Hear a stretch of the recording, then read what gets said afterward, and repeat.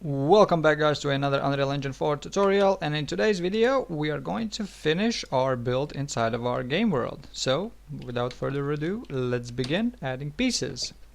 So the first thing that I will need to do is create a new blueprint interface, and I'm gonna call this S build parts. And if you remember, in our build preview of actor, for the doors we have two actors. One is for the preview and one is for the final finished entry in the instance. This one will be gray, like you remember, we set it to be gray, and this one will have the final complete textures. And we want to remember all of these for all of the instances we have. So for every single wall, floor, and so forth, we already have a preview, and we also need a final piece. So I will create this interface, not interface, but structure, and this will contain two variables. The first one is going to be the preview build, which of course is the instanced static mesh component, and the other one is the final build, also the instanced static mesh component. Now I will begin in my build preview. So we're going to create everything we need inside of here, and then we're going to create the functionality in our third-person character to interact with this. So I'm going to add a new variable, and I'm going to call this build parts, which is our newly created S build parts structure, and this will be an array. Also, with this prepare build, we are changing the material for all the instances that we have at a point once we move the build to the game world. And this is creating a small issue. It is changing the final door texture for us. So I'm going to drag this in, and I'm going to check if this component is equal to the final door component. So let's do a if. And if this is false, then we can proceed and change the material to be gray. But if this is true, what I want to do is reroute to the next step, like so. So we would just simply skip that one instance that we have. If you have multiple instances, you can simply add these and do an OR check. And then if this is true, then you can go to the next step and skip that specific component. Now, the next thing what I want to do is create a new function. And this function will be called get price, and this will check how many resources we need to spend in order to finish the build.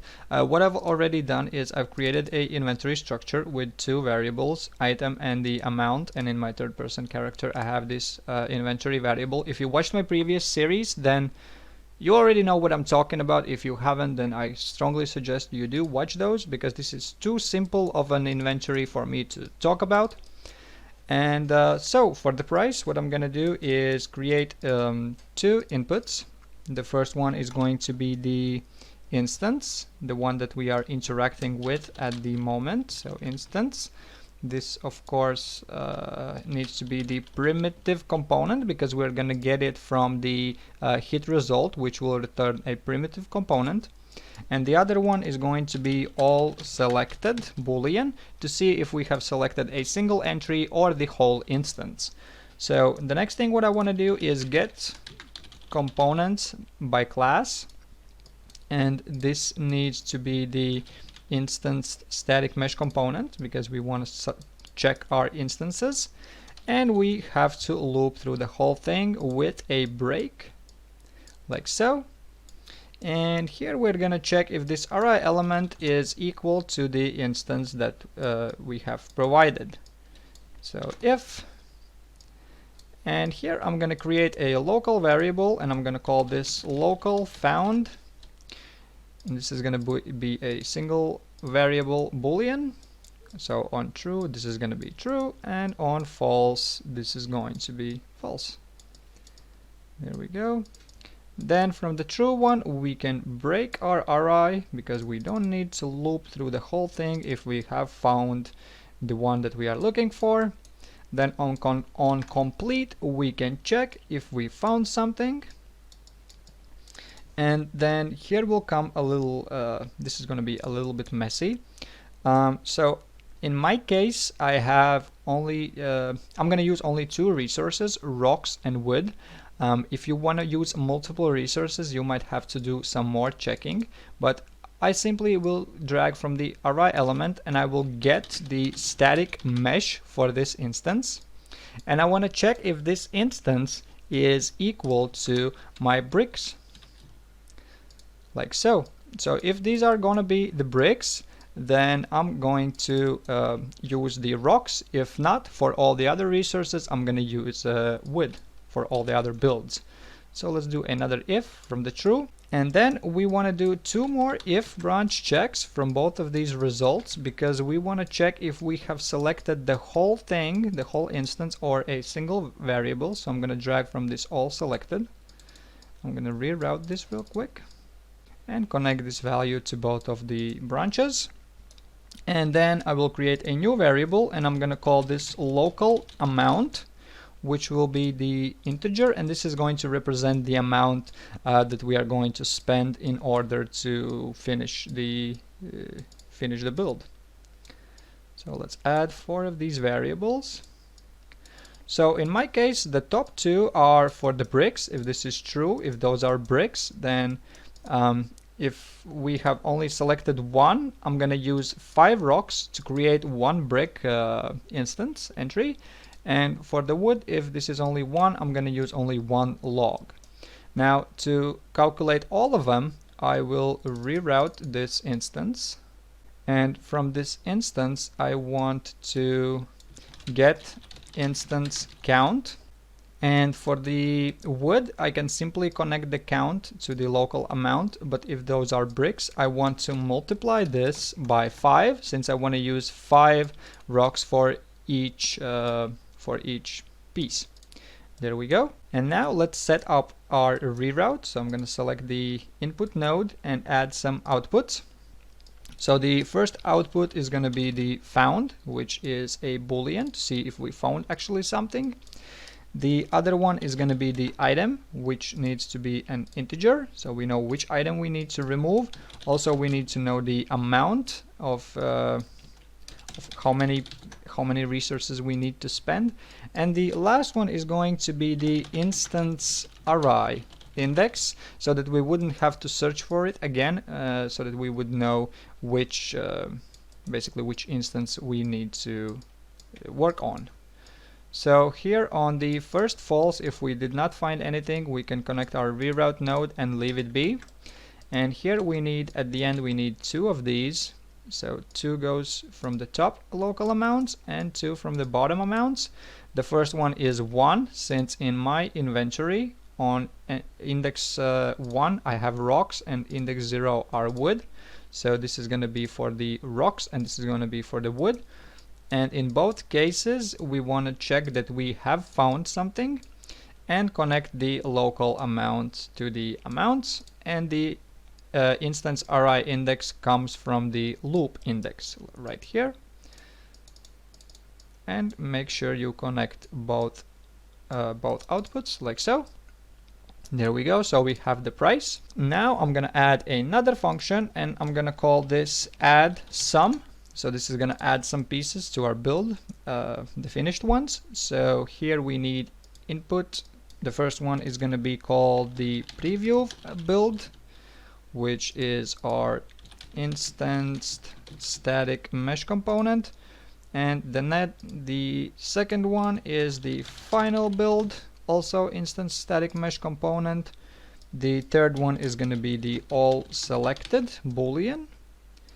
And the last one is going to be the entry index. Well, let's call this instance entry index, so that we would know which instance entry we have interacted with, if we are using a single selection rather than all of them. But the first thing, let's check how many instances we have selected. If we have selected only 1, if this is false, let's work on this first. What I want to do is from my preview build, I want to get the transform, get instance transform. I'm going to check the world space and connect the instance entry index right here. So this is going to select our specific instance.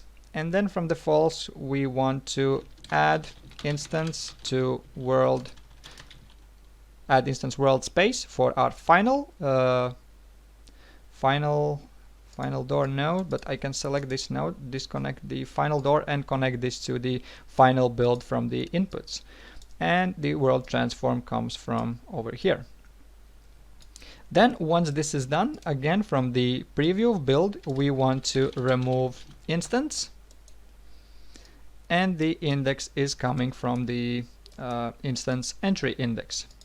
So we are getting the transform, setting it for the other instance component, and removing the old instance that we no longer need. Now for the top piece, on the preview of build, let's get the instance count to know how many instances we have. Then we want to do -1 to begin the loop with 0. Then we can do the loop, flow control loop, with this being the last index. And then I want to copy these two nodes because this part is going to be the same. We need to get the transform, and this can go into the loop body, adding a instance.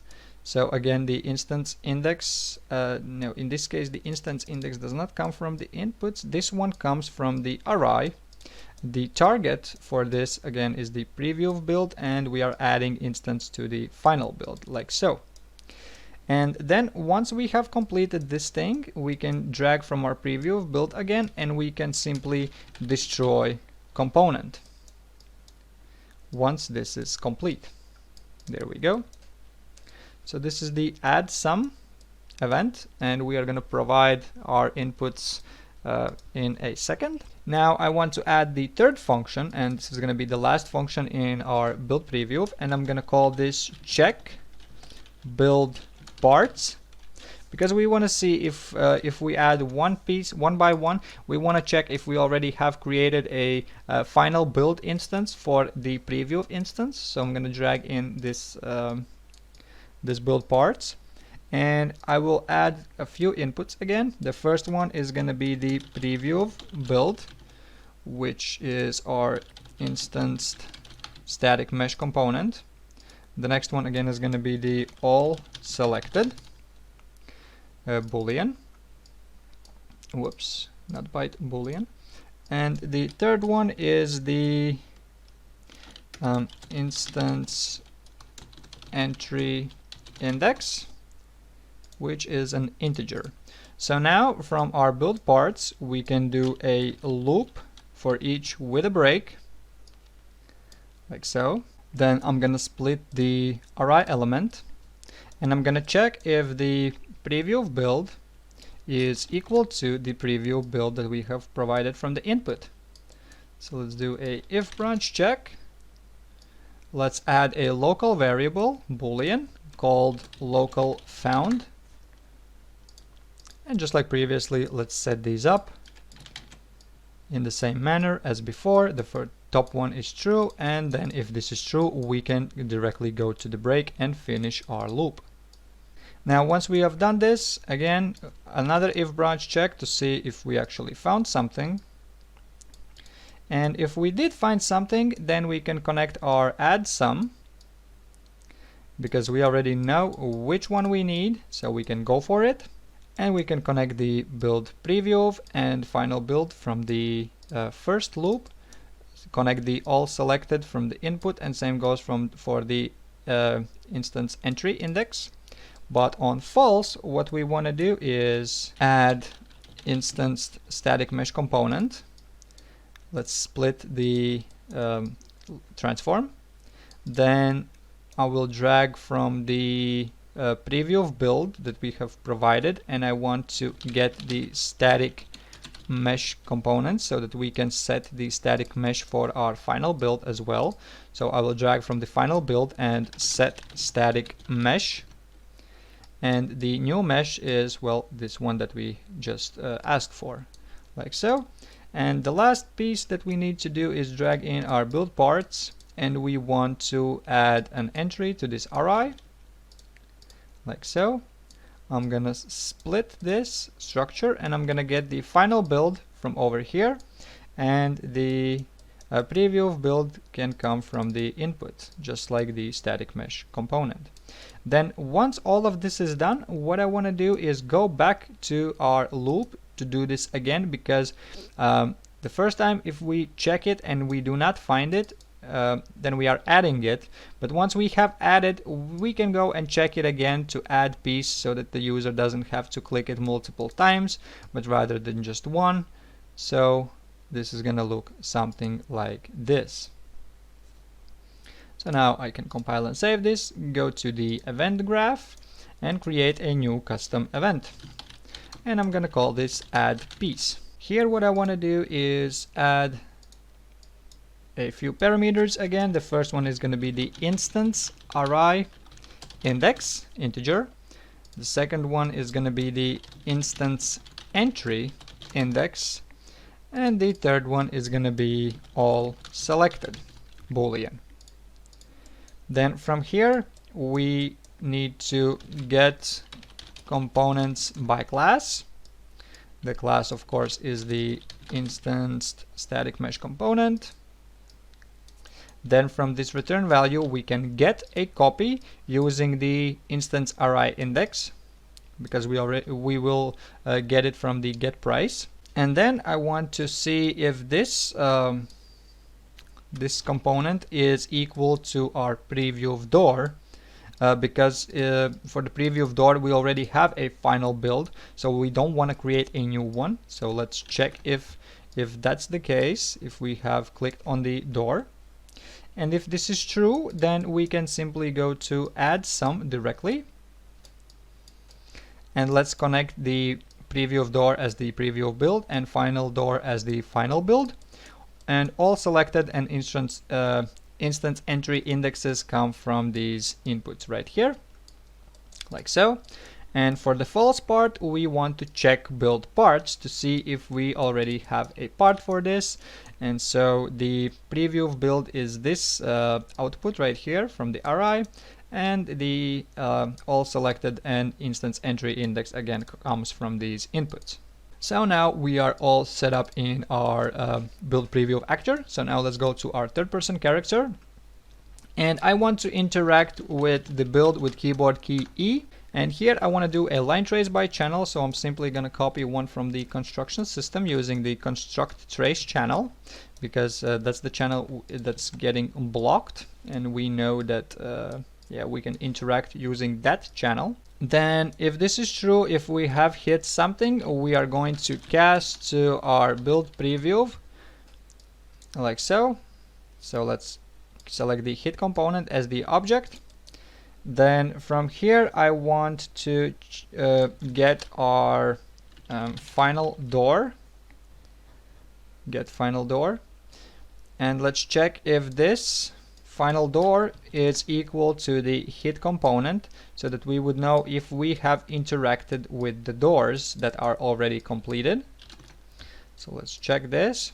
If this is true, then, well, in this video we're not going to do nothing about this. We're going to work on this in the next video, but for this video let's work on the false. And what we want to do as the build preview, we need to get the price first to know how many resources we need to spend. And the instance is our hit component, and all selected is all instance selected, like so. Then from here we can check again if we have found the instance, and here we should drag in our inventory. Let's get a copy using the item as the index. Then I'm gonna split this, and I'm gonna check if this amount that we have right now is bigger or equal to the amount that's required. So another if from the true, like so. And if this is true, then what I want to do is again drag in our inventory, and I want to set the array element, and the array element is this item index. And let's make a inventory structure. So let's get the name from this one, and for the amount, let's do again the amount that we have minus the amount that is required, and this is the new amount that we will get. And the last step that we need to do is, again, as our build preview, we need to add piece, like so. And the RI instance RI index is the one from the get price. The entry index is the one from the hit result, and it is the hit item. And all selected, of course, is our is all instance selected variable, like so. So this will look something like this. So we can compile and save this. Let's press play and let's create a build, and let's test this out. So my building is gonna look pretty strange because, well, we cannot open the doors. So what I've done is created some extra doors over here. So now if we press E and look at the door, you can see we are finishing the build, and same goes for the logs. If we would hold Control and press E, we are finishing the whole instance as a whole. There we go. Same goes for the floors. And yeah, there we go. We should probably add a cursor to our screen so that we would know where exactly we are looking at. And oh, I ran out of wood. So that's not allowing me to finish the entire build because, well, yeah, I ran out of woods. And it's not gonna allow me to finish if I don't have plenty of wood. And I cannot enter my house. So let's actually work on this real quick. So we have an issue that we cannot step on this log at all.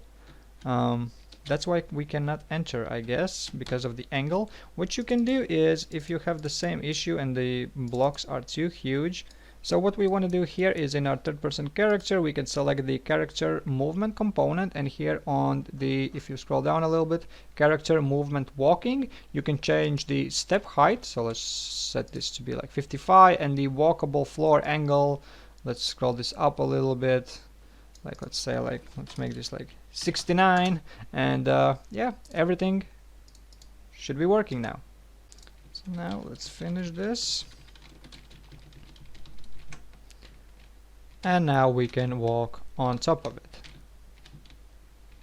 There we go. So that's how you fix that issue if your logs are too high.